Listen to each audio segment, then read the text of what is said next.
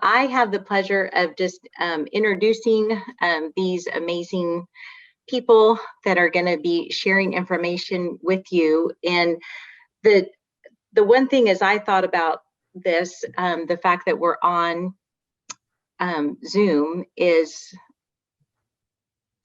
Dr. Hayflick and Dr. Hogarth and Allison Gregory, and I don't have the pleasure of knowing Jenny in person, but if you were to meet them at a family conference in person, you're good. They are so knowledgeable and know so much about the disease and have such high understanding of the medical part of it.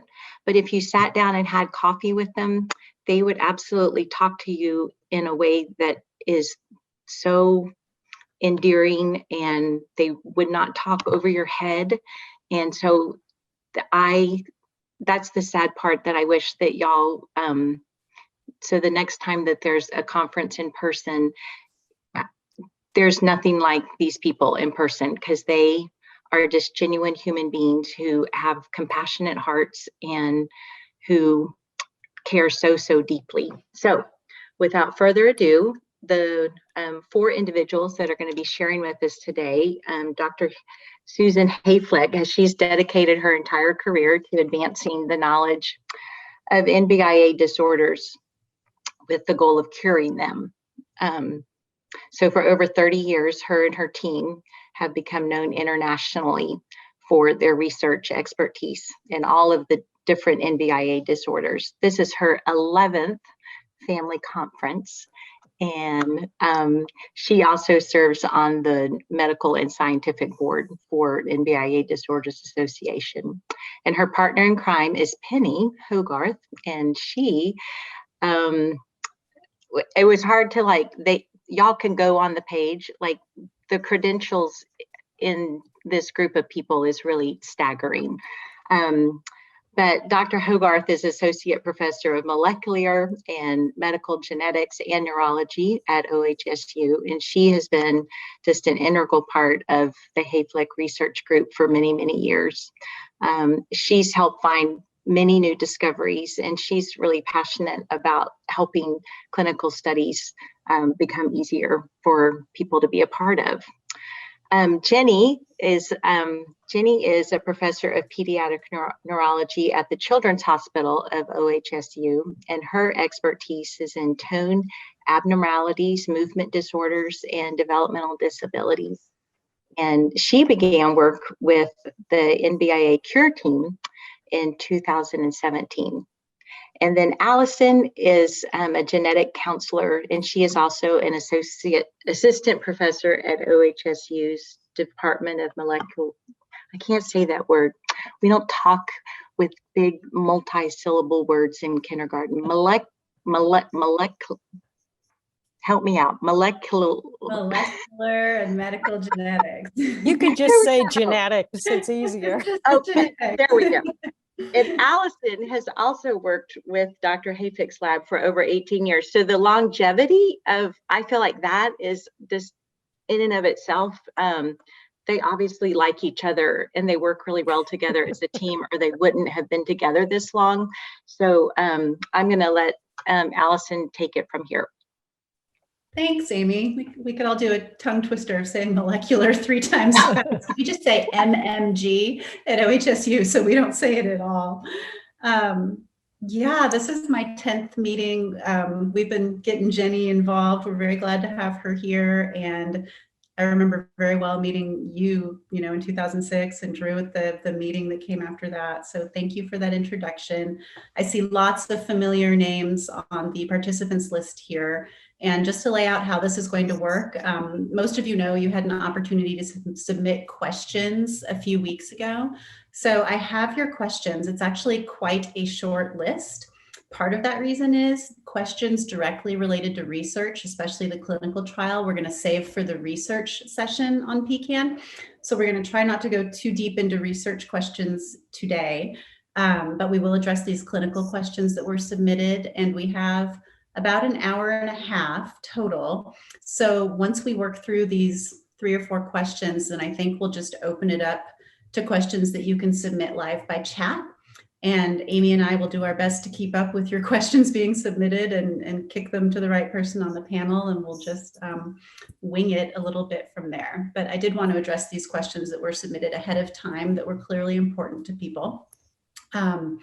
So the first one is, with the understanding that dystonia is neurological in origin, is there any benefit to exposing PKAN patients to physical stimulus or alternative medicine, things like chiropractors, massage, other therapies that might not be part of more traditional medical care that they receive? And actually, I'm just going to ask Jenny, Penny, and Susan to all answer this because we only have a few questions. I'm happy to start and you guys can jump in. I don't think there's any evidence that those interventions necessarily directly change dystonia. However, dystonia, I think, can be pretty complicated in children, and there may be a baseline level of dystonia, but it's going to be exacerbated by a number of factors. And some of those might be discomfort or pain or a variety of medical things. And once something triggers the dystonia to get a little worse, the dystonia itself might cause more discomfort, and you end up in a bit of a cycle. And so sometimes intervening at any point in that cycle can be helpful in reducing the dystonia. So if, for example, massage helps decrease discomfort, if the child enjoys it, it's probably going to decrease their dystonia to some extent. So I don't know that there's a one-size-fits-all approach, but sometimes those approaches might intervene in a pathway that influences the dystonia and be helpful. Thanks. Yeah, I Jenny. guess I would second that and really emphasize the point that what works for one child or adult may be exactly the wrong thing for another child or adult. And I'll give you a real world example of that. So I remember seeing a child a number of years ago who had sort of what will be very familiar to many of you, this back arching type of dystonia that can be so hard to watch as a parent, as a family member, and can be quite distressing to some, but not all kids. For one child, the family actually had showed us that a particular trick, and this is a well-known phenomenon in dystonia, that certain what we call sensory tricks, which are usually a physical stimulus of a very specific type that is different for every child, it sort of broke that cycle, at least temporarily, and it was a way for them to do just exactly what Jenny was alluding to, which is to sort of intervene to stop it before it gets into one of these bad cycles. So they had just a certain place and a way of touching the child in a particular place on their back that would just help the dystonia to relax even momentarily and would sometimes prevent them getting into one of these bad loops. Then, not long after that, we saw somebody else in clinic, and it was so apparent that any sort of stimulus to that child's back would actually trigger the dystonia and make it worse. And it was just because these two kiddos were folks that we saw in pretty quick succession, it was a beautiful illustration of the fact that one size doesn't fit all. And I think you as families are the best ones to try to figure out whether there are any of these, alternative approaches, whether it's massage, even, think like music or certain types of interventions, physical interventions or otherwise, that might break your particular person's dystonia, little or big. So I might just echo parts of that really anything that can be done to help a person sort of quiet themselves.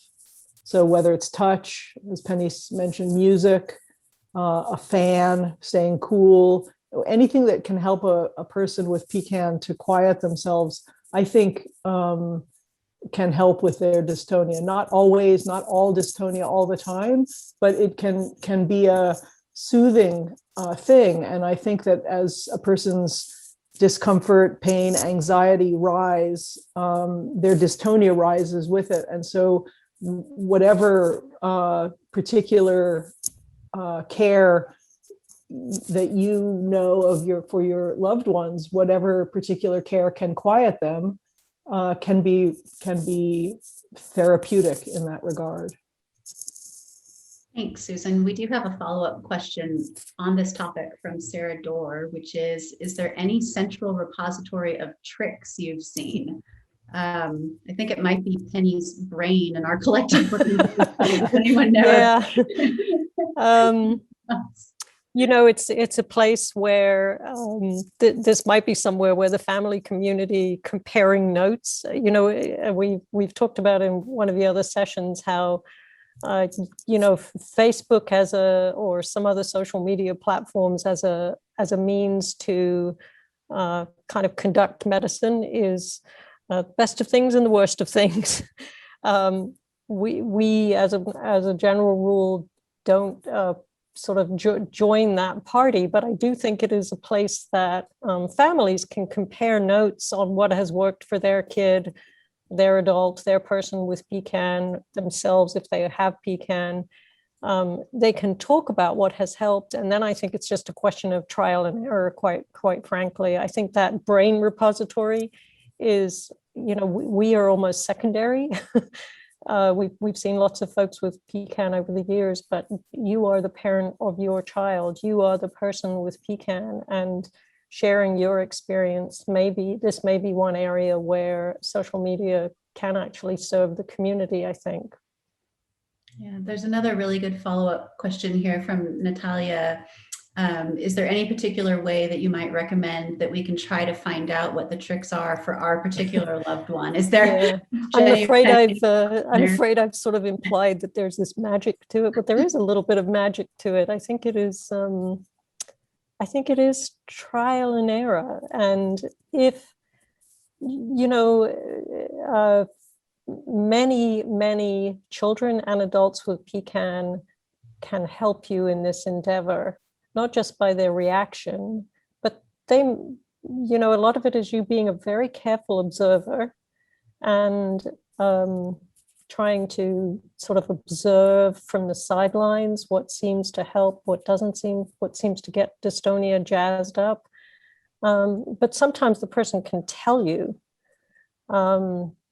I think, you know, in our adults with PKAN, as many of you know, whether you are the parent of an adult with PKAN or you are yourself someone with PKAN, chewing dystonia. So dystonia that is triggered by the act of chewing, and often chewing a very specific food, that can sometimes trigger dystonia that is quite problematic. Sometimes it makes the mouth open involuntarily. Sometimes it makes the mouth close involuntarily. Sometimes it makes the tongue go places you didn't intend for it to go. And quite often, it's almost an unconscious thing that the person, you might see that when they are eating, they're holding their hand up to the side of their face. And it's not that they're doing anything mechanically to stop it. It is sometimes as simple as a touch on the side of the face, a hand on the back of the neck, a little hand on the chin. And there's nothing that is like forcing the mouth to stop behaving the way you don't want it to behave, but there's something about that sensory input that overcomes the dystonia or at least lessens it. I'd also just make the comment that dystonia, it'll appear with any sort of stimulus. We're implying that it's always negative stimulus, like when the person's in pain, when they're agitated. But if they're excited about the video game or the video that they're watching, or their kindergarten teacher across Zoom wanting to show them their soft toy on their bed, dystonia can go out of control for good things as well as bad. And you have to walk that line between, not overreacting to dystonia that's not problematic. So I wish I had a trick to figure it out for your person, but I think to the extent they can tell you, to the extent you can observe, and to the extent you can try things, I think that those are the ways to figure it out for your person. Okay, thanks, Penny. The next question is a good one. I think I'll start with Susan on this one. I also think there might be a session later in the meeting that addresses this as well. The question is, are there criteria for when it is time to place a G-tube? Yeah, that's a really good question. And there's sort of a lot that we think about with the answer to that question. It's very individual would be the place that I would begin. And one of the things that I think we as a group have come to believe after many years of taking care of people with disabling disorders is that oftentimes the decision to place a G-tube is made later than maybe would be in the interest of both the individual and their family or their caregivers, meaning sometimes families see it as a kind of a admission that the disease has reached a certain stage.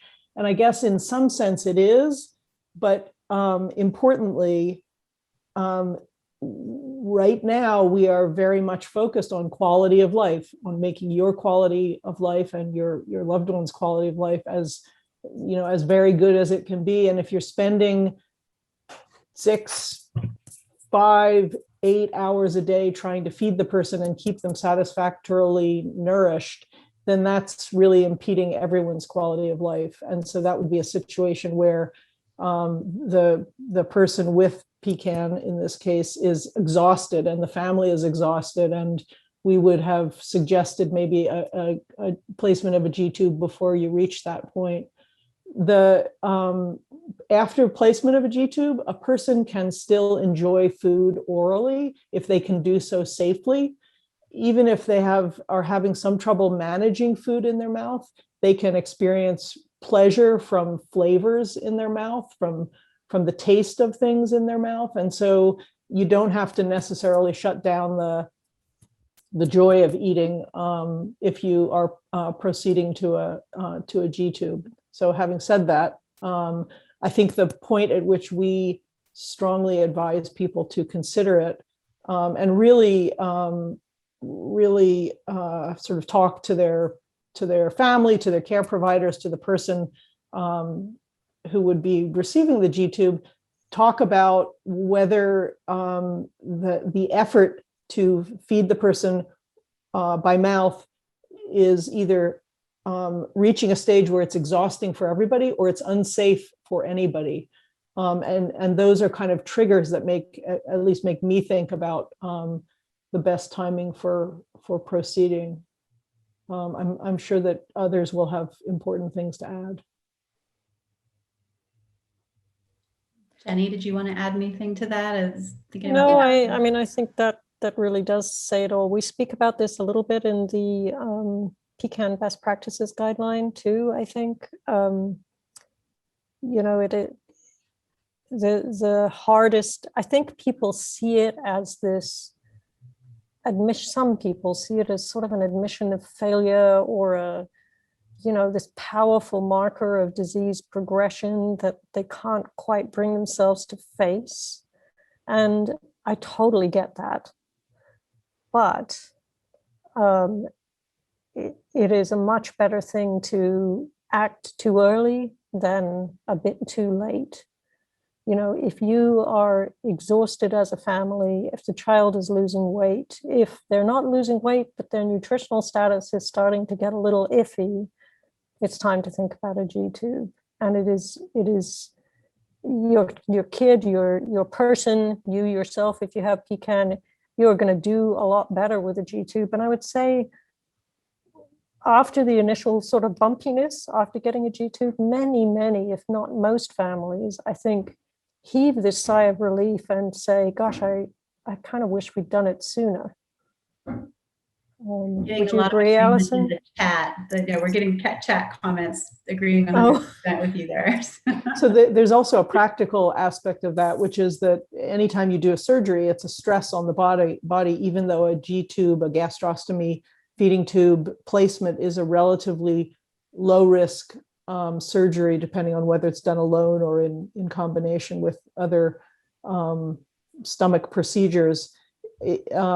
It's important that a person be nutritionally healthy going into a surgery. And if you can't quite get the person there and think, okay, now it's time for a G tube, but they're sort of malnourished going into the surgery, it's a more risky procedure. And so the sort of state of nourishment of a person is a good guide as well.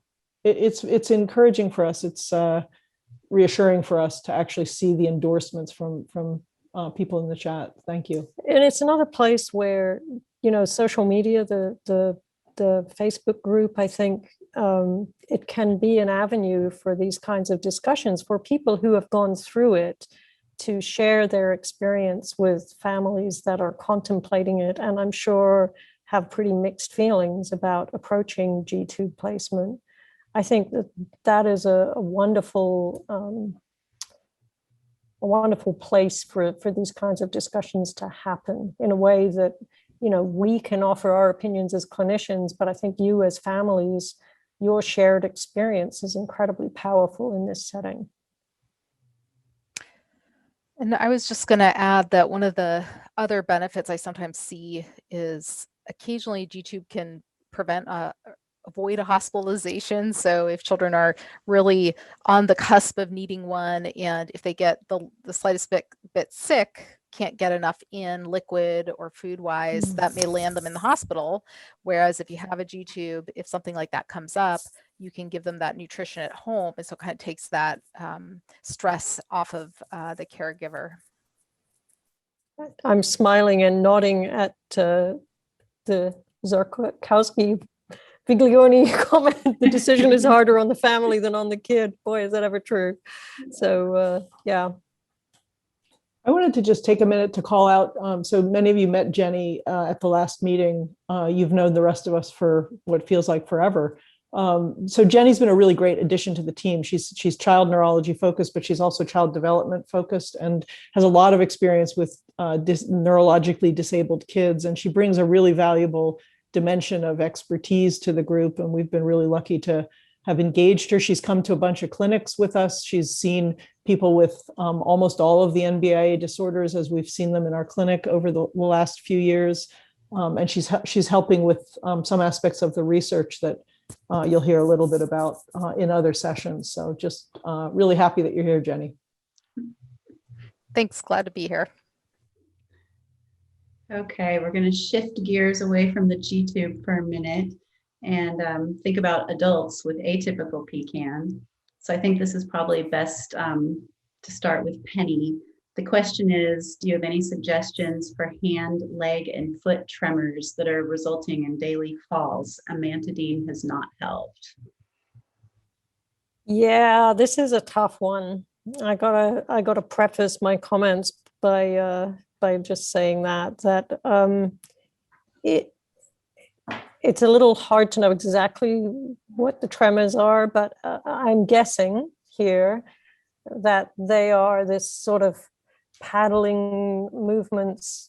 Those are the ones in the feet. They're almost like a stutter step type of thing that happens when a person is trying to get moving, and that often will trigger a fall. I'm guessing that is what we're talking about here. And so those are pretty tough to treat if they don't respond to drugs like amantadine, sometimes to Parkinson's drugs, which often are not helpful for a lot of symptoms in PKAN, but in this particular, for this particular symptom, it's always worth a try, I think, in adult patients with PKAN to see if they do help. The other thing for that type of stutter step, sometimes another type of sensory trick, if that's what we're talking about, having a wheeled walker sometimes will help to kind of limit that problem, not always, but it is having a four-wheeled stable walker will sometimes allow the person to not have that so much, or having some visual stimulus in front of them. You know, people have used lasers, but I think that's a little too high tech. I don't think you need anything like that. A line to step over, something to step over, a piece of paper on the floor that will get their feet moving. Now, I might not be asking the question that was intended, but I'm sort of inferring that that is the type of tremor that we're talking about. So anything else that anyone else wants to add? It's a very tough problem to treat, and sometimes you can try all these things and it just doesn't work. And then the focus needs to become trying to protect the person from falls. Okay, thank you. That wraps up the submitted questions. There weren't a lot for this group. I know we've got about 40 people in our session here, and some of you are new, some of you are returning from having done many of these meetings. But if you'd like to submit questions on the chat, we've got about an hour or so left to address anything that you've been wondering about, thinking about. This is your chance. So I might start us off. So because in the PKAN research session, we have a pretty limited amount of time for questions, for us to focus on two things, or at least start with two things. And that as people kind of come up with questions, they can drop them into the chat. One is, I know people want to hear a little bit of an update from Penny about the COASY trial. I don't know, Penny, if you want to do any of that here, you should say, but I wanted to, there was a question that I think got pushed to the research session about a recent paper that was published. And I think we'll have a little bit more time to talk about it here. And so I'd like to actually do that if people want to do it in that other session as well, or think about it and ask questions, we can do that. So at the risk of bungling things, I'm going to share my screen here.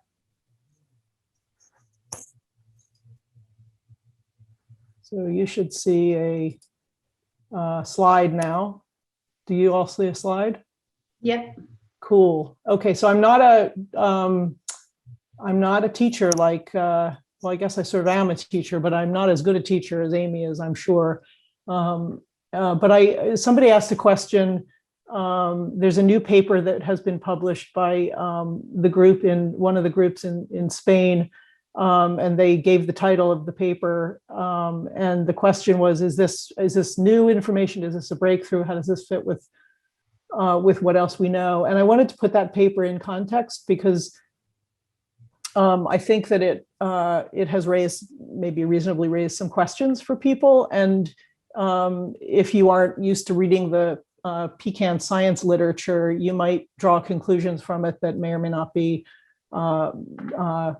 defensible. So I wanted to do a little bit of biochemistry in as painless a way as I could possibly imagine. And so you'll tell me at the end whether it was painless or not. I want to talk about CoA because everybody's focused on CoA. Right? We have this idea in our head of what the biochemistry is. You can go to the textbook, you can see vitamin B5 goes through these changes, and then it makes CoA, and then CoA is the important thing. The state of the textbook today is not complete, and it's really important that we not assume that we know all of the details of CoA metabolism, because we don't. We know that we don't. And PKAN is teaching us new things about CoA metabolism at regular intervals. And so what I want to do is tell you a little bit about what we do know about CoA metabolism as a way to get you to an answer to the question that was asked. So CoA is a really important molecule. It's important for hundreds of reactions, of chemical reactions, where it's needed in order to, it's kind of like a delivery person, you could think of it. It delivers particular chemicals to enzymes so that they can do the things that they need to do. It moves other chemicals around. And in the course of doing so this red Pac-Man and the blue Pac-Man and the red blood drop, if you will, together they make up CoA. So they are together this chemical called CoA. And as you know, that starts with vitamin B5 and then goes through a bunch of steps. And at the end, there is this thing. But all of those delivery, it's like when, you know, the UPS guy drops off something at your door, he doesn't die. He's not done. He goes back into his truck and he goes and he does the job somewhere else. He delivers something to somebody else. So it's kind of, you know, he is, if you will, recycled with every delivery. He's able to deliver something, and then he's still the UPS guy. So most of the jobs that CoA does, most of the jobs in the cells where CoA is needed, is to do this recycling job. And I mean, there's literally hundreds and hundreds of reactions where that is the case. But there is one particular job of CoA where it actually gets consumed. That is, what starts as a whole, these two parts, becomes consumed. And I'll show you what I mean by that. So this is a kind of got complex very quick, but let me walk you through it. So here's CoA getting recycled. Sometimes CoA needs to donate this part of itself. Okay, it needs to give up not a kidney, which you can go on and be just fine without, but you actually need to donate your heart and lungs, which you can't go on and be. So when CoA donates this red drop to a different chemical, to a different molecule in the cell, what's left over after that is not CoA, and it can't function. And it has to get either recycled to be remade as CoA, but more likely it gets broken down and new CoA gets made from your vitamin stream. So again, recycling of CoA, you're not losing it, you're not consuming it, but here you're actually losing a molecule of CoA for it to give up this, this part of it. This part of it is called 4-phosphopantothene, or we call it PPT in the group. And what that does is it takes a different chemical in the cell, and it, by chemically joining with it, it activates it. So this is to show you activation. And there's a couple of different chemicals in the body where it needs this to be activated. So this has been known for a long time. This requirement has been known for a long time. But what was the breakthrough from the work done by Su Young Jung in my laboratory was to show that this process over here, the 4-phosphopantotheniylation, not the CoA recycling job, but the giving up this piece of it, this is the story. This is where the story for PKAN lies. So she showed it in the mouse brain, in the knockout, the PKAN knockout mouse brain, right in the same part of the brain where we see it in people with PKAN. And she showed it in cells grown in a test tube, many of which came from the tiny skin biopsies we took from your kids at various stages when they either came to visit us or we did it at a meeting.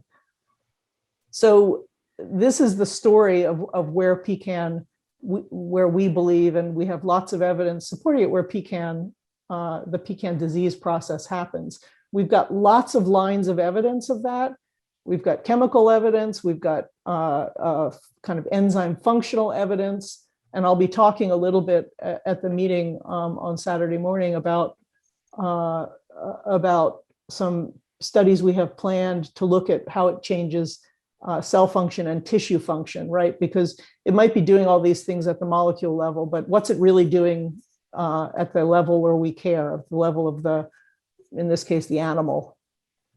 So, so the other thing I wanted to point out, and these are sort of declarative statements, that there's a lot of nuance to these statements. So if you and I had 2 hours to talk over a beer and we both had good scientific backgrounds, I could tell you all the nuances, because I'm making these declarative statements and there's a lot of nuances. But it's important to know that in cells from people with PKAN, in the mouse brain from a mouse with PKAN. In most of the models that are true models of PKAN, not all models are true models, there's no evidence that there's a CoA deficiency. We can't measure a loss of CoA. I'm getting to the question that was asked, so be patient with me.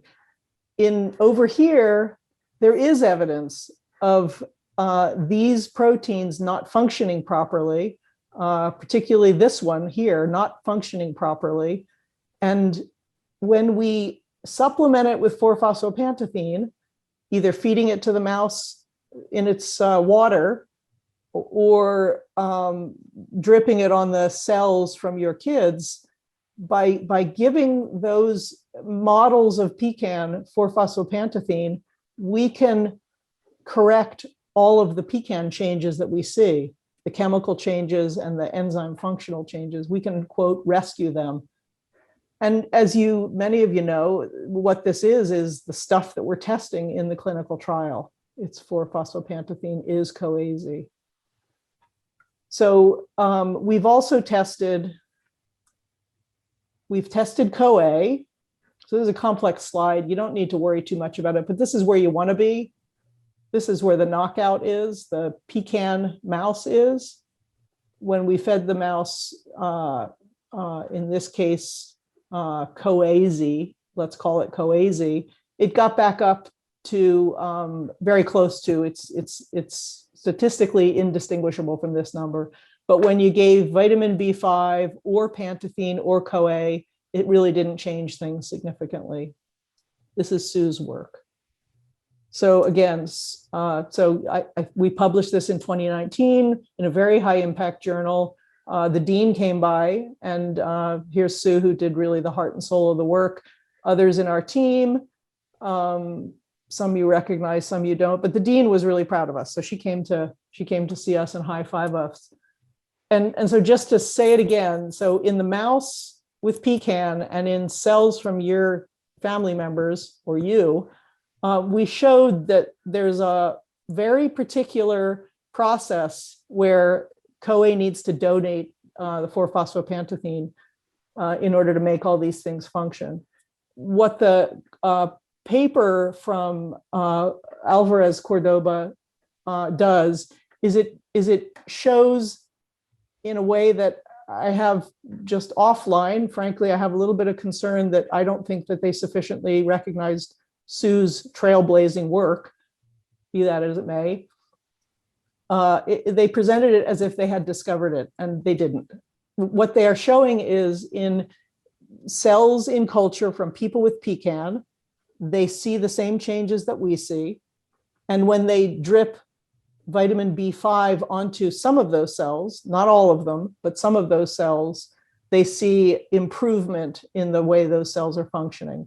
They also took those cells and turned them into neurons, and also showed that when you drip vitamin B5 onto them, for some of those cells, not all of them, some of those cell lines, not all of them, this was improved. And so I guess the answer ultimately to the question about the paper, is this an important breakthrough? I actually think this is the important breakthrough, but I'm biased. We actually feel like we have a very clear view. We don't have all the dominoes delineated, but we have a very clear view now of what the biochemical problem is in PKAN. We found the gene, that was great. There was still hundreds of reactions that might be broken, and we needed to figure that out. We figured that out. We know the main reactions that are broken, and we can see that they are corrected by this molecule 4-phosphopantothene. It's kind of amazing. And now, as you know, we're testing it in humans. And so I wanted to put that paper in context, because I think the publication of Sue's paper came after the meeting in May. We talked about the work. I know that I talked about the work. Sue probably talked about the work, and she's gotten quite a lot of recognition about it. But the breakthrough really was in her discovery of this pathway for PKAN. And I think that what the Spanish group has done is it's always important to replicate experiments from one lab in another lab, right? To show that, yes, we see that too. But I don't believe that that's where the breakthrough is. And I don't actually see pantothenate. Many of you are on it, including the adults. I do think pantothenate may have some benefit for atypical PKAN, but it's not going to help people with the the classic form of the disease.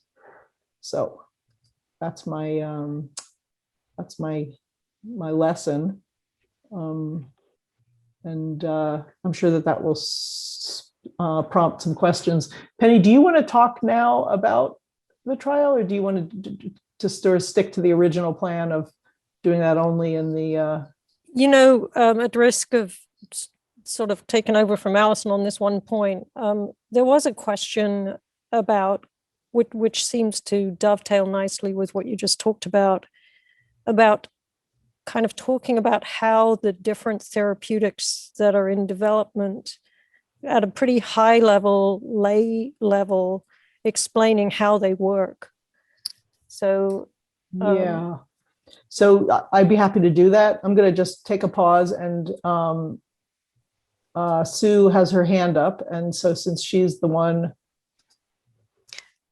Sue, just a very quick comment that corroborating data from Odie's group at the same time. Yeah, great point. And not even corroborating, but I mean, it was really this collaboration that we have with the Dutch group, Odie Bone's laboratory, that they were the first ones to have an inkling that this 4-phosphopantotheniylation pathway, the PPT, the right-sided pathway, was really where the PKAN story was. And they kind of helped us to see that from their fly work. We did it in the mice and in the human cells. So thank you. That's a great point. So let me go back quickly to sharing my screen and go back. Share.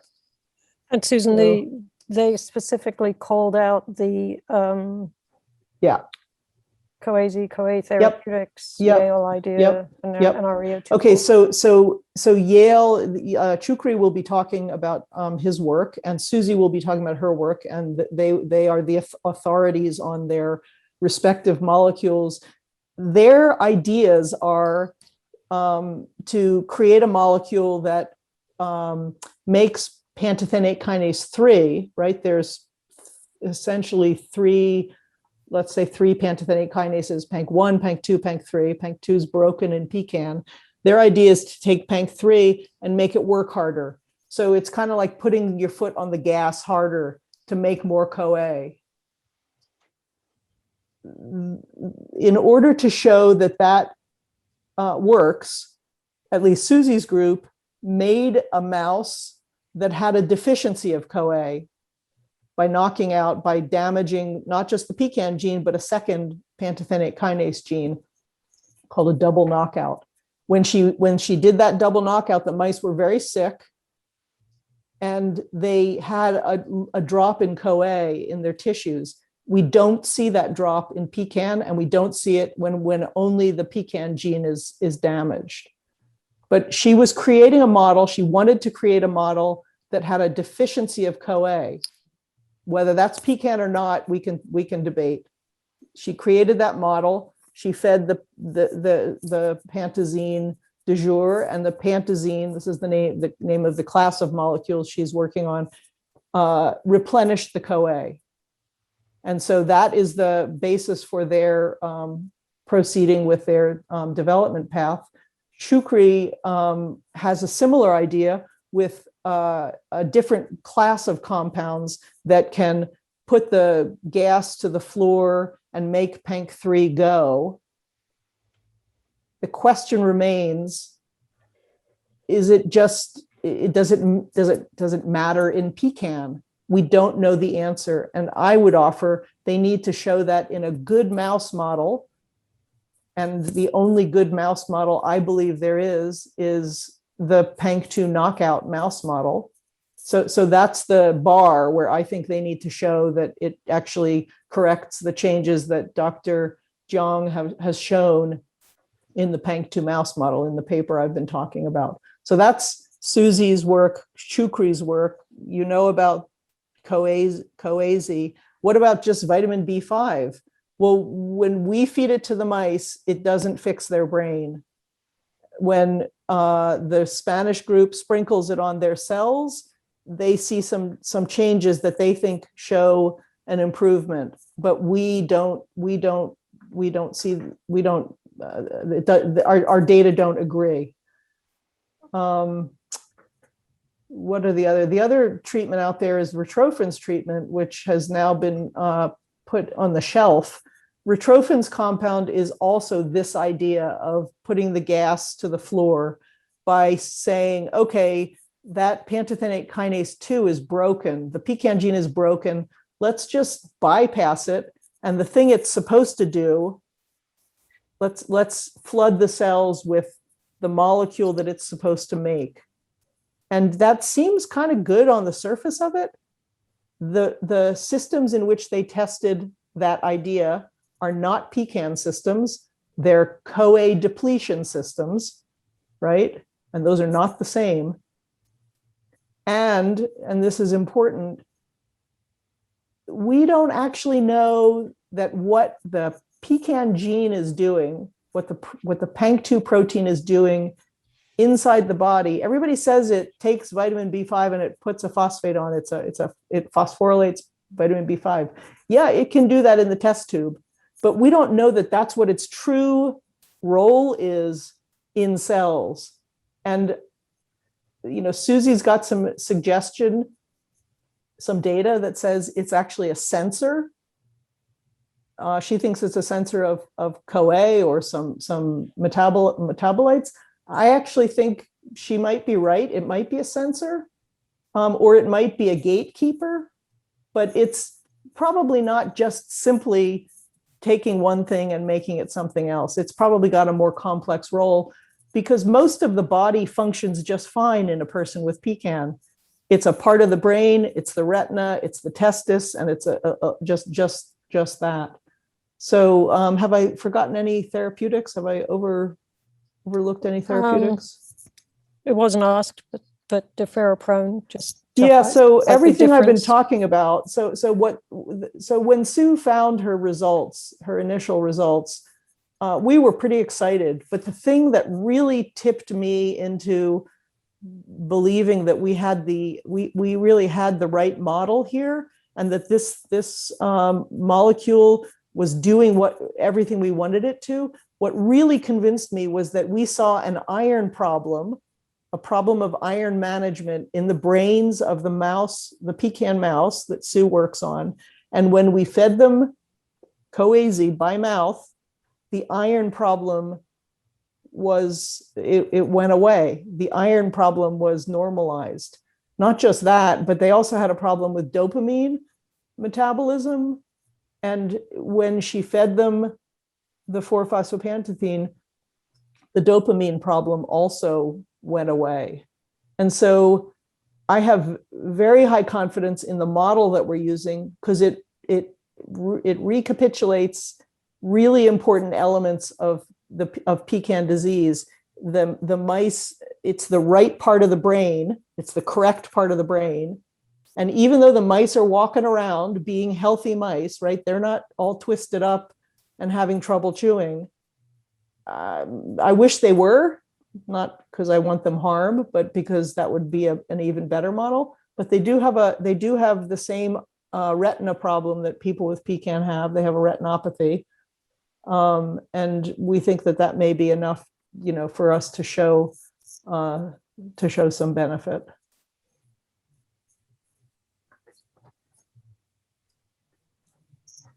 So let's pause here. Allison, do you want to jump in? Yeah, well, just to back up for a second, because Penny, you had mentioned deferoprone, and then we didn't quite finish that part of the discussion, but there's a question about that as well. Is there any real value in treating classic PKAN with deferoprone? It's a child who's struggling a little bit with side effects, and they're wondering whether this is worth it, and what our opinion is in general. Susan, do you want to comment on that one? Yeah. So what we know from many lines of evidence, the mouse, but really the people too, is that the primary problem in PKAN is not iron.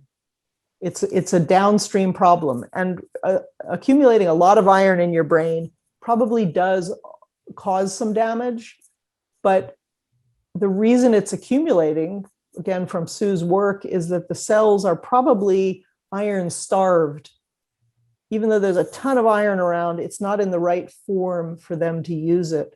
And so they're starved for iron, and they're sending the signal, we need more iron, bring it on. What we don't have is we don't have a strong body of evidence to say that taking the iron out, that the iron itself causes a problem, and taking the iron out without doing anything else changes the outcome for people with PKAN. It may be that one of the therapeutics we're talking about, plus deferoprone, is a good or better treatment than just any one alone. But the study that was done in PKAN for deferoprone did not show convincing evidence, did not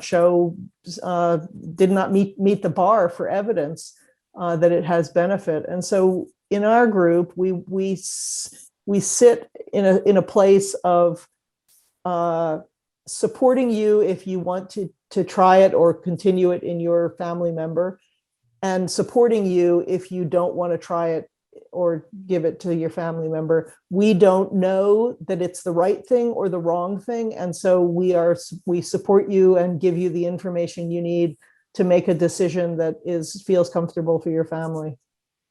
And I would just add to that, so the hints of benefit that were seen actually in the follow-up, the extension trial to the deferoprone trial, those benefits were almost entirely in older atypical patients, not in classic patients.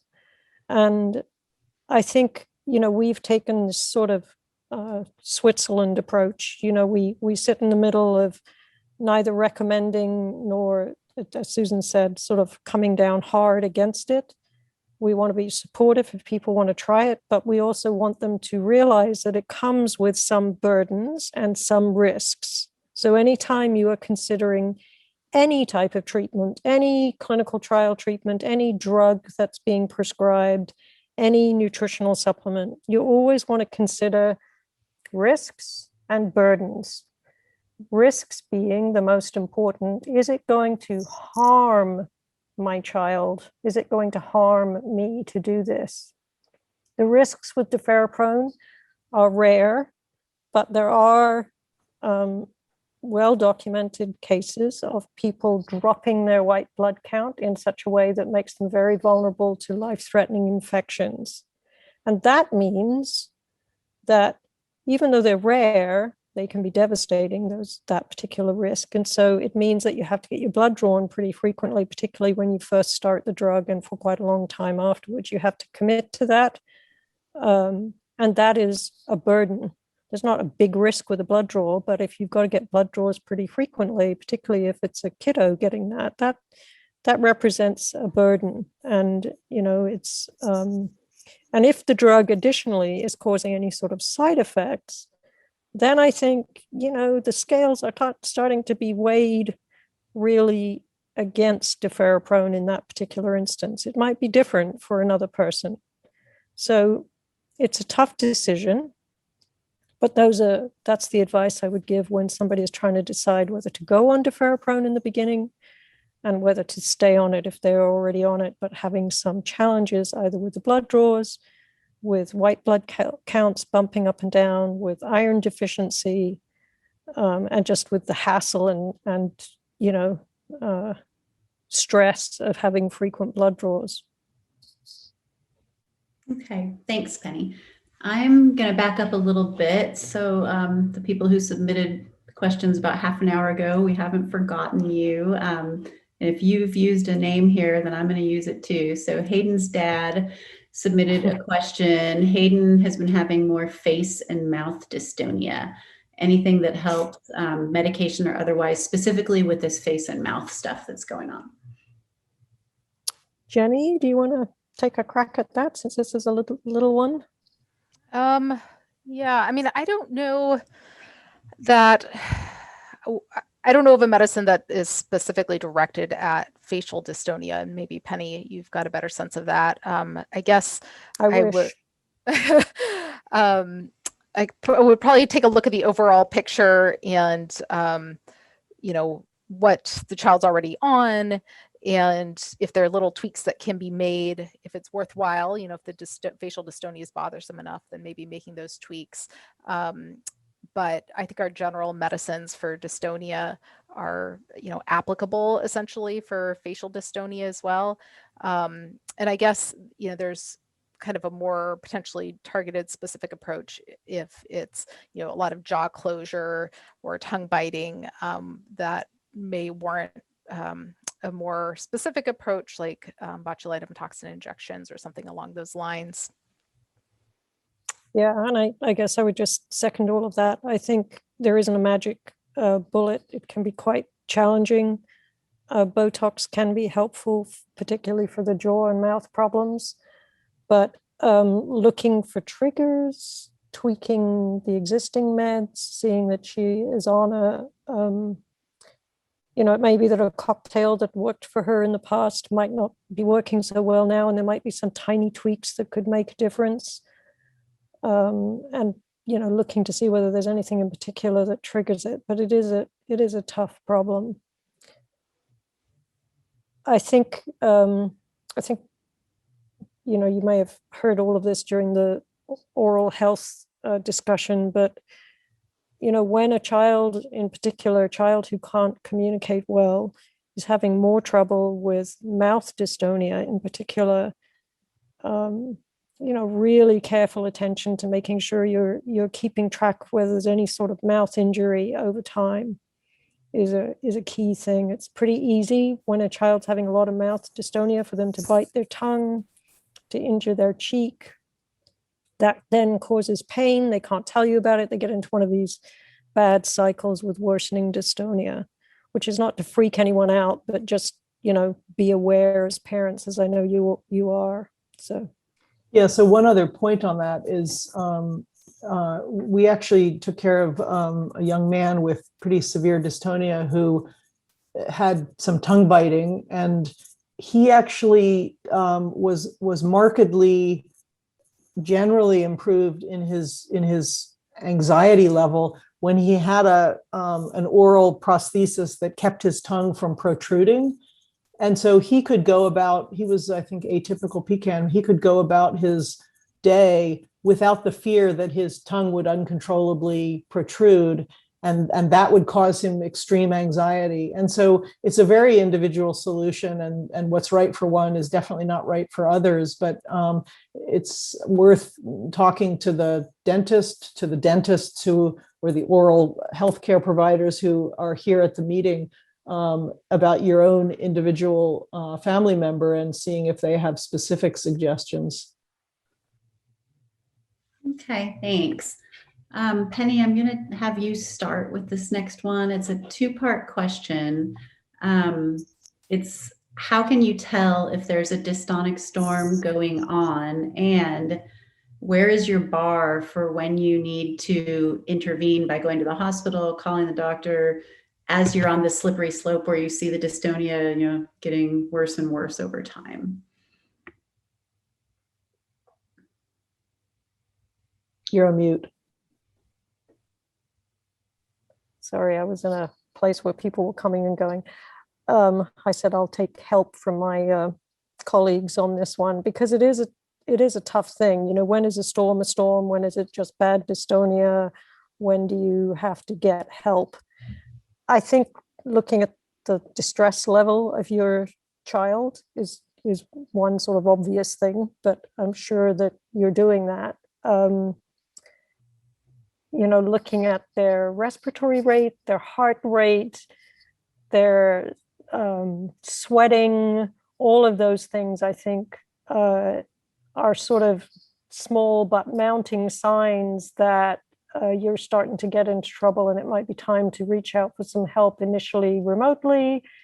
You know, you don't want to take the child to the emergency room too readily, because that in itself might prompt more anxiety and Sometimes it is a good thing to try to manage this at home, particularly if you live a distance from medical care. Something that we've discovered and increasingly emphasize is the benefits of a fan. It's very unsexy, it's very unsophisticated, but dystonia, the work of dystonia, as you all have observed, it's like doing, mega aerobics every single hour of every day. And it's pretty hard to cool down your muscles, your body, when you are doing that kind of work all the time or a large part of the time. So particularly when you see dystonia ramping up, have a pretty low threshold for getting a fan on that child and seeing if you can get them cooled down, unless that in itself is something that distresses them, which is not something that we hear very often. Many kids in particular, are on fairly high doses of medications that can impair their ability to sweat. Now, you might always say, oh, that's not a problem for my kid because my kid sweats up a storm. But nonetheless, they may not be sweating up as much of a storm as they would be if they weren't on that big dose of artane. And so getting enough fluids into them and getting a fan on them, using whatever method you can to cool them down, might actually help to break the cycle. So that's a really simple intervention that you can try. I think your provider is a good partner in this. And you as parents are, you have a pretty good handle usually on what's an okay level of dystonia and what is starting to get out of control. So when a parent or caregiver observes an increase in dystonia, it's important to ask the questions why, and you do. But if you're seeing a sudden uptick in quite significant uptick in dystonia, what was fine this morning, now not, and I can't get him or her to quiet down. It's been going on much longer than is usual when I can't get it to quiet down. That does raise the question that there's maybe been something that may be treatable that's actually causing pain or discomfort or distress for the person. So, I mean, we have this kind of drilled into everybody in the community, but, bite some oral process, they've bitten their tongue, they've got a broken tooth, they've got an abscess in their mouth, they have broken a bone, they have a stomach bleed, or they have terrible constipation and they're getting ready to poop or not poop more worrisomely. And so it can be a tip off, not just about the storm, but about something that is causing it that does need your attention.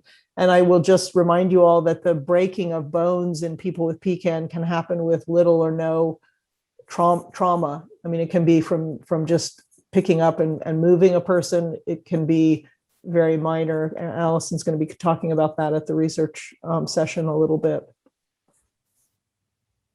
I was just going to add, sometimes sleep can be helpful to help you determine how out of control things are. So is, the person getting their normal sleep? Are they getting that break from their dystonia, or is their sleep, are they not sleeping? Are they dystonic instead of sleeping? In which case I'd be very worried that, that is their time for, the body to rest and any muscle breakdown to get cleared out. And if a child or a person with PKAN is not getting that rest and is just dystonic 24/7, that's a troublesome sign.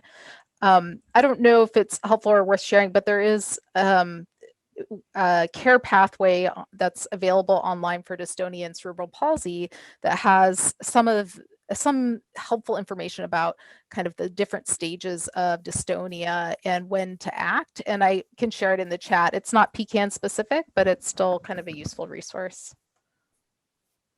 Sounds great. Thanks, Jenny. Yeah. And maybe we could also put that onto the NBIA Cure website if it's not there already. Sure, we can put it in our Facebook too. Next question, I think maybe Jenny can start with this one and Penny can see if there's anything to add. It's about dyskinesias, Are there any known medications that you have seen to help treat dyskinesia? And I guess the other question might be, why is the dyskinesia happening in the first place? Is there another way to address that? Yeah, so I guess there's a terminology. I guess we should clarify terminology too. So dyskinesia is kind of a broad term that we generally use to include both dystonia as well as choreoathetosis, which are more rapid, small movements.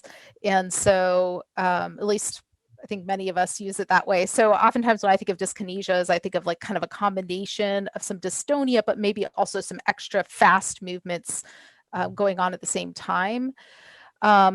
So I guess I want to make sure what I'm thinking about is what everybody else is thinking about. When I see like much faster movements, which I think of as dyskinesia, sometimes we can see that as an adverse reaction to certain medications, but sometimes you might just see some of that extra movement as a part of PKAN.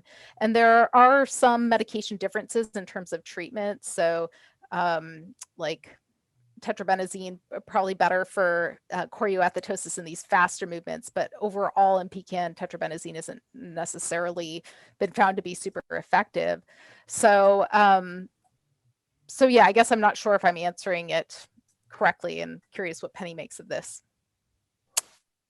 Yeah, it's again kind of what's meant by dyskinesia and what might be causing it. So, you know, when sometimes folks will try people with PKAN on Parkinson's medicines, and that's one class of medicines that can sometimes cause dyskinesia, this more rapid type of movement.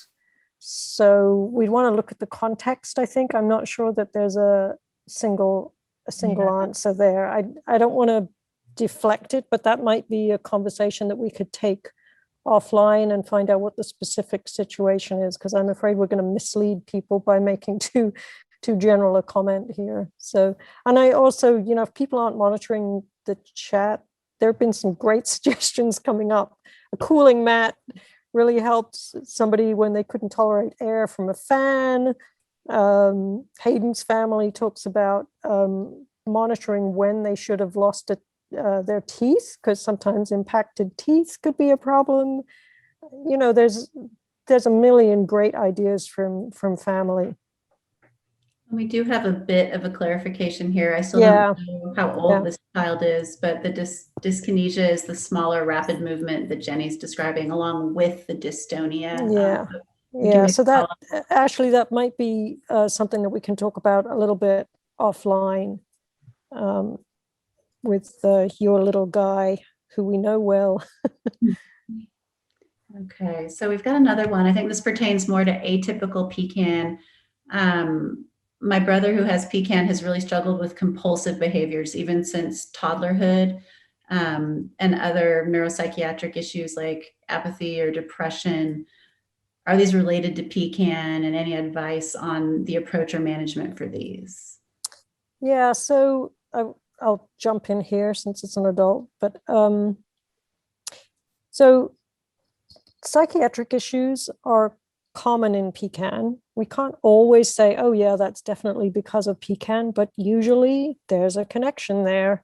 I think they are more common, or at least more apparent, in our atypical adult patients. I think we have seen more along the flavor of obsessive compulsive types of symptoms, and then we have apathy. Often those two things don't travel together, but they can sometimes, and that makes life challenging. Depression can be, you know, is a really common issue for lots of people. And if you have a chronic disease that is at times disabling and socially isolating, then you could imagine that depression would be more common just anyway, right? Whether it's part of PKAN or not, it's almost irrelevant. One sort of preface comment is that just because a psychiatric symptom is due to BPAN or to PKAN or not, doesn't really change things that much, because we don't ever want to see The medical community dismiss neuropsychiatric symptoms that are disabling or troubling, cause distress. We never want to dismiss them because they are occurring in the setting of a neurologic disorder. So yes, they absolutely should be treated. They can be tough to treat.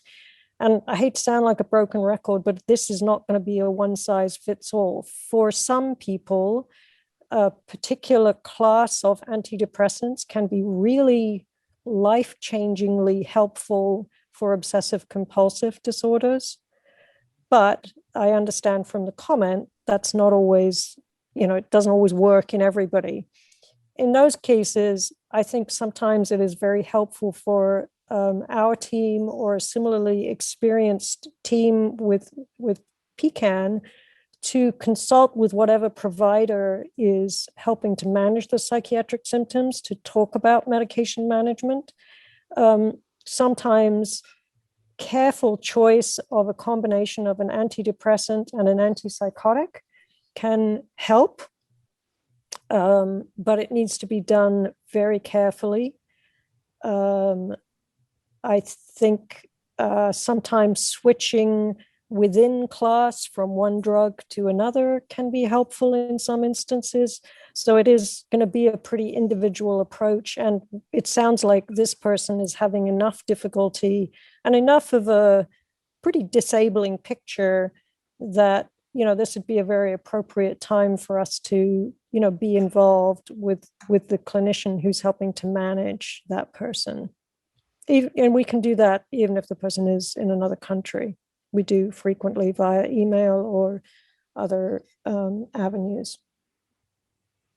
Okay, and then the other question from this person, sort of unrelated, but I think relevant to many. Even in those with a G-tube, there's still an issue of managing saliva and the potential to aspirate saliva. And this question is about sort of how aggressive people should be with Botox or other procedures on salivary glands, which as the front line, I don't hear about very often at all. Honestly, that's pretty rare. But maybe Jenny or Penny, do you have experience with saliva being a problem that you would actually go that far to treat? Yeah, I mean, I think it can be a real significant problem that puts kids at risk for aspiration. So I think it should be attended to. But certainly I would start with kind of more first line, less invasive treatment. So often we start with atropine drops, which are actually eye drops, but we use them off label under the tongue. They're pretty safe. And that can be helpful without causing any side effects. So it's a good starting point. The next thing we sometimes try, which you approach with caution, would be glycopyrrolate, which can decrease secretions, but the problem is it can cause constipation. So use caution there.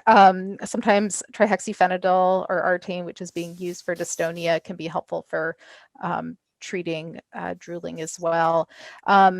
And there's a couple other options, but then you start getting into botulinum toxin injections. And if the child's already getting injections for other reasons, then it may not be such a big deal to add in salivary glands to that. But in general, there's some risk of kind of over drying the mouth, that sort of a thing. But oftentimes, if you just start kind of slow, less invasive, particularly in a child who's at risk for aspiration, it could be a pretty good idea, essentially, to get on top of that and give the family some tools. Yep. Okay, thanks, Jenny. On that same line with the Botox, and maybe you can start with this one too, Jenny. Do you have opinions on when Botox should be used? Meaning, like this person's orthopedist has suggested that when dystonic movements are becoming, hitting a certain bar of burden, or when the limbs are getting stuck or contractures are developing.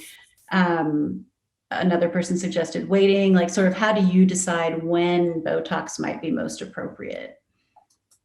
Yeah, I think that's a really good question. In general, so botulinum toxin injections, there are different brands. Botox is the one that's probably most well known here, although there are other brands that are now FDA approved in kids. But certainly we'd want to make sure that we're targeting some specific goal, and that the problem is enough of a problem for the child that it's worthwhile, and that it's usually we're doing it for kind of a more focal problem. So for example, in a child with PKAN who's walking with a gait trainer, but is having so much difficulty with their feet pushing down that they're not tolerating their braces anymore, and then they're unable to stand for that reason, that's a real worthwhile goal to get them tolerating their braces, to get them back on their feet and bearing weight. There's lots of benefits to weight bearing in children with PKAN. Even as they lose ambulatory ability, they're building bone density by bearing weight on their feet.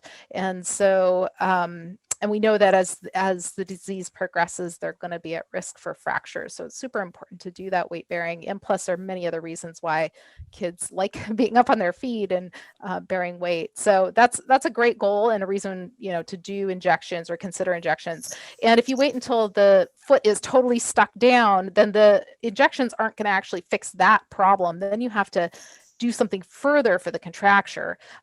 For example, either doing a series of casts, which is not a minor thing, or even doing surgery, which is, you know, not necessarily the right thing. So ideally, if you're kind of getting to the point of increasing tightness in a certain joint, waiting until there's a severe contracture is kind of too late to start doing the injections.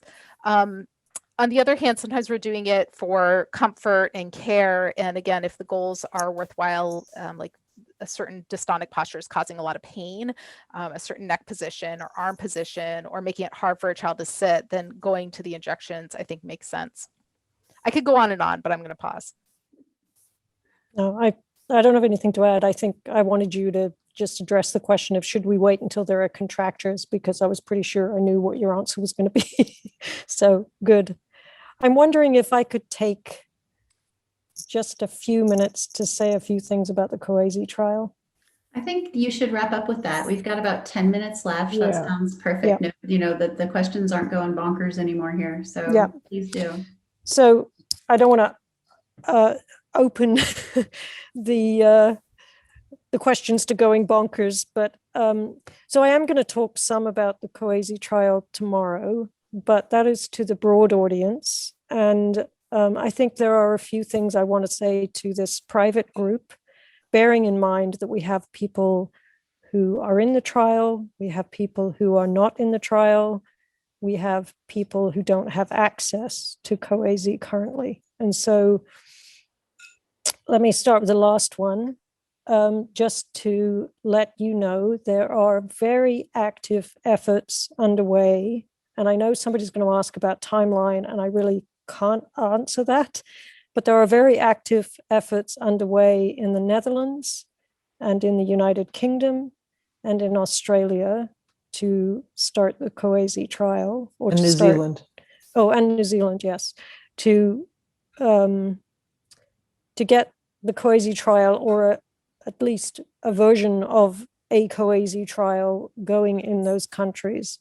I would also say that we are, you know, well along now in the study, and it is entirely possible that if we have favorable data, by the time it would take to get a trial going in every single country, which in many cases has got to be a single effort in each country, we would be able to offer it outside of a trial. And so I know there are a lot of questions about how can I get access to it. None of them are easy questions. So that's where the study is most likely to, or a study is most likely to get going. Netherlands, Australia, New Zealand, and the United Kingdom. To get that one answered. For the people who are in the trial, where we are at right now, we still have people who are in the double-blind phase. So not very many, because you all and we all, my team, did a yeoman's job of enrolling this study incredibly quickly. So most clinical trials fail because they don't enroll enough people. We had the opposite problem.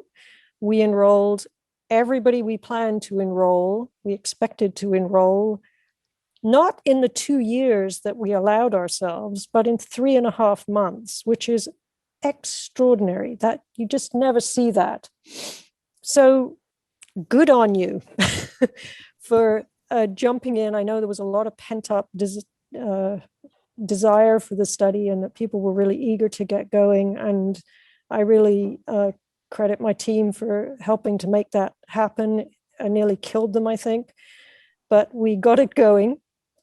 And we have continued to get it going, to keep it going. We not only enrolled everybody faster than we expected by a very long way, but we were able to extend enrollment so that we not only have more power to look at the statistics in the study eventually, but also to give more people access to the compound. Most clinical trials, they cut it off as soon as they've enrolled their target number, and then nobody else can enroll. We were very keen not to do that, so we have extended enrollment. We are still enrolling people, but no longer into the double-blind phase. And I mention that because the next key point in the trial will be when we do our first analysis of the blood biomarker. And that is going to, the last sample will be collected in the very late summer, early fall. It will then take a pretty massive effort to get all of those samples ready to be processed and analyzed. That is a very big task. There are hundreds and hundreds of samples. And we expect that the analysis, and Susan, you should chime in if I say something wrong here, to be sometime in the first quarter of 2022. So that's our goal anyway. So that is explicitly for the biomarker. For the biomarker. Explicitly just for the biomarker. Now, you know, the most common question we get at the time that we enroll someone, and also, you know, I think we got this question in preparation for today's meeting is, you know, are people getting better? Well, bearing in mind that I still don't know for the people who were in the double-blind phase, who is on active product and who is on placebo. And most importantly, reminding everybody that this study is really intended to look at the safety and tolerability of this compound. Does it cause problematic side effects? Can people take it as intended without having difficulties in all kinds of ways? And can they keep doing that every day for the duration? Because this is likely to be a lifelong therapy if it does work. The ability for us to detect whether it is making people better is really going to come from longer study, even beyond this trial, by looking at the natural history data, which is why it was a requirement that people enroll in the natural history study, and why we have kind of bugged you on an ongoing basis about continuing to enter data into the natural history study. At this point, I will just say that I think there are some people who are reporting some benefits. There are some people who feel they're not changed. And yes, there are some people who feel that the disease is getting worse. I will also say that it is very difficult to do a clinical trial in the era of social media, because everybody compares notes avidly, rumors get started, things go a little crazy.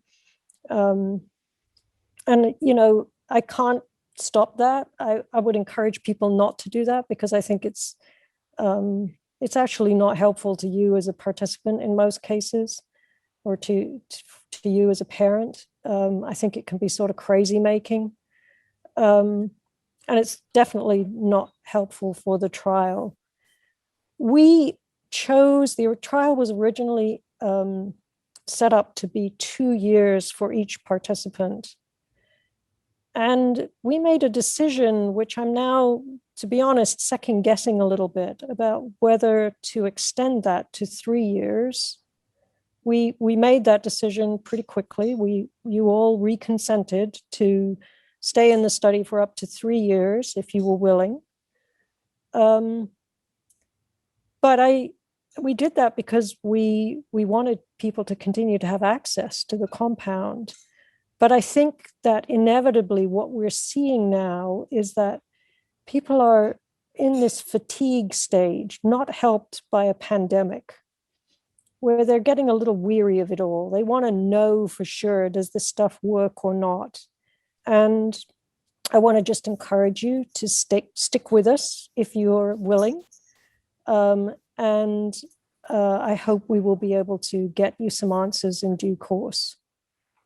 One just quick addition, Penny, you said you were blind to people's status, whether they were on active compound or open or on the placebo. And actually everybody in our group, including everybody in the trial, everybody involved is blind to status. That's one of the basic tenets of how you do this kind of a trial. Now, those of you who have completed the first 6 months, we know that you are an active compound. So I don't mean to imply that, but there are still people who are in the double-blind phase. And we also don't know at this point, for those of you that are taking active CoAZ, we don't know and won't know until the very end of the trial whether you were on placebo for that first 6 months or not. So we're close to 1:30. Yeah. Penny and I both have another commitment that we have to be at 1:30 sharp. And so I'm going to suggest we drop off at 1:28 if, we can just send our hugs all around to everybody. I've sent a few notes out to the people I recognize, but it's a big warm hug to all of you. We love that you're here. We are so happy to be here ourselves. So thank you.